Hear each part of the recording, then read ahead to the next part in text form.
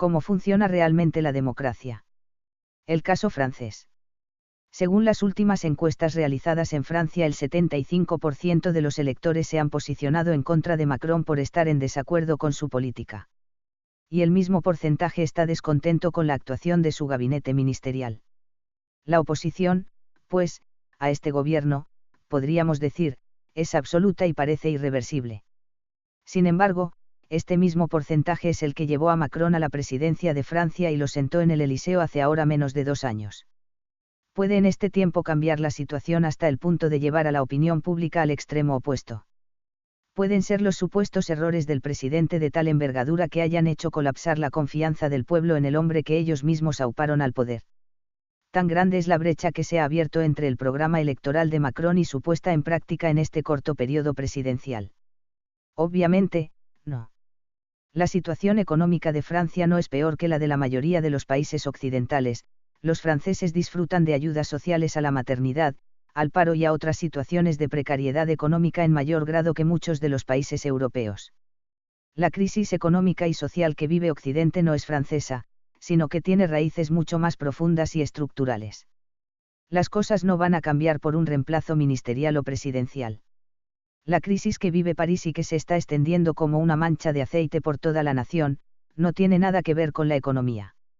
Antes bien, es un buen ejemplo de cómo funciona realmente la democracia. La primera subversión que encontramos en el sistema democrático es la acumulación de significados que se le atribuye a este concepto político y que nada tienen que ver con su etimología ni con su manifestación en los acontecimientos más relevantes de la historia. Democracia se ha convertido en sinónimo de libertad, justicia, bienestar, igualdad, hermandad, derechos humanos y de todos aquellos adjetivos que podríamos calificar de buenos, deseables, aceptados de forma general por la humanidad entera. Con este subversivo cambalache semántico, la democracia asume la única posible opción política, ya que todo lo demás, cualquier otro sistema, formará parte de la historia de lo indeseable, de la tiranía y la opresión. Por lo tanto, estar en contra de la democracia significa, automáticamente, reivindicar el despotismo, la arbitrariedad, el abuso y la imposición tiránica de todo tipo de yugos. Sin embargo, la democracia, ante todo, es el sistema político que hace posible que gobierne la mediocridad más revulsiva de cada sociedad.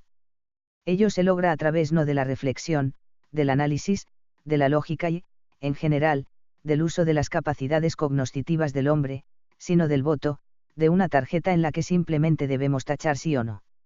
No se le pide al votante que explique y razone el porqué de su elección, no se le pide que haga un análisis que apoye la opción que libremente ha elegido. Ello implicaría que solo la élite podría votar, pero estas entidades no son fáciles de engañar. De hecho, es imposible engañar a la verdadera élite de un país. El proceso, por lo tanto, de democratizar al mundo ha seguido diferentes fases hasta su completa conclusión. La primera ha sido la de eliminar a las élites, siguiendo uno de estos 3 caminos: asesinato, ostracismo, acoso, puede terminar en suicidio o en soborno. De esta forma, las élites y las castas sacerdotales, las que deberían ser la élite de las élites, se han puesto al servicio del poder que, en relación directa a la subyugación de estas élites, se ha ido convirtiendo en el Deep State, el Estado profundo mundial que ha operado y sigue operando desde el Club Winston, París, Londres, Nueva York, controlado por las fuerzas judías que lo manipulan desde la clandestinidad, nadie las ha elegido ni las conoce, a través de sus tentáculos visibles. Presidentes de gobierno, cúpulas bancarias, instituciones científicas e ideológicas, servicios de inteligencia y otros. La segunda fase ha consistido en establecer el sistema de voto o de la mayoría, la cantidad en detrimento de la calidad.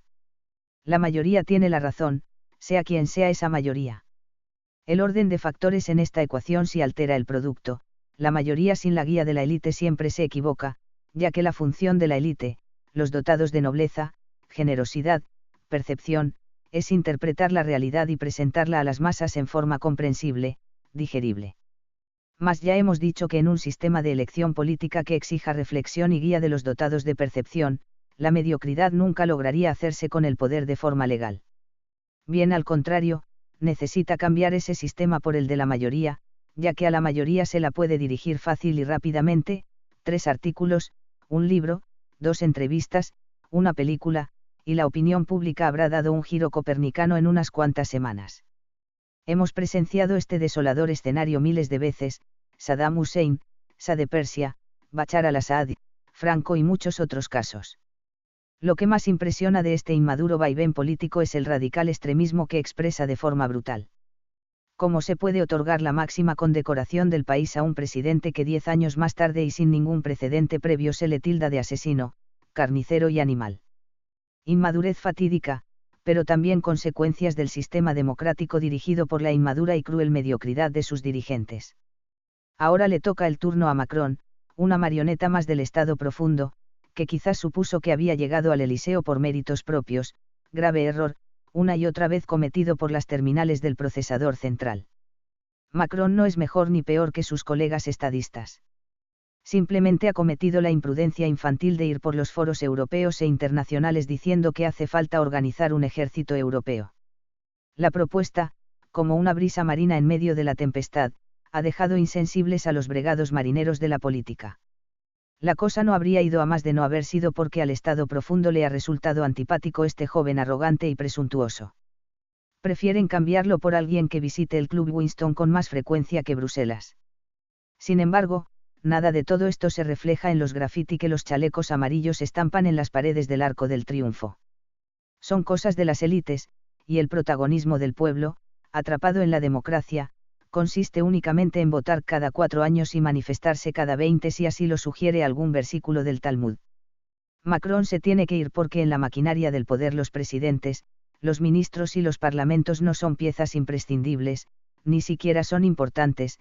En los Estados Unidos incluso los asesinan, en Suecia mataron a Olof Palme y ahora Trump ha cerrado el gobierno, y todo sigue igual. La siguiente fase fue organizar debidamente los medios de comunicación, el arma letal más eficaz del Estado profundo. Mientras los países musulmanes estaban ocupados en construir palacios y otras extravagancias, los grupos de presión judíos camuflados en departamentos universitarios, centros de investigación, consorcios económicos, construían el mayor, más eficaz y económico, es virtual, imperio de la historia, el control de la información. Hicieron numerosas pruebas para ver hasta dónde podían llegar en la manipulación de las masas, descubrieron atónitos que no había límites. Hoy vemos a la juventud occidental llevar vaqueros rotos tipo Cantinflas o manchados con lejía.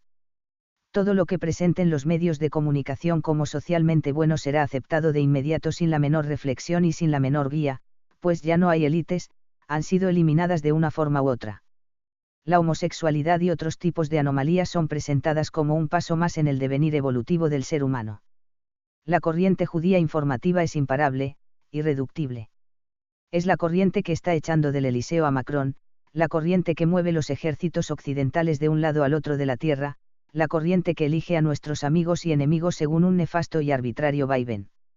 Es la nueva Trinidad, democracia, imperio informativo, tecnología punta controlada muy de cerca por el ojo metafísico del dios dinero que mira al mundo con los prismáticos de la CIA y del resto de los servicios secretos internacionales. Posiblemente ya no haya solución para las sociedades, pero sí para los individuos.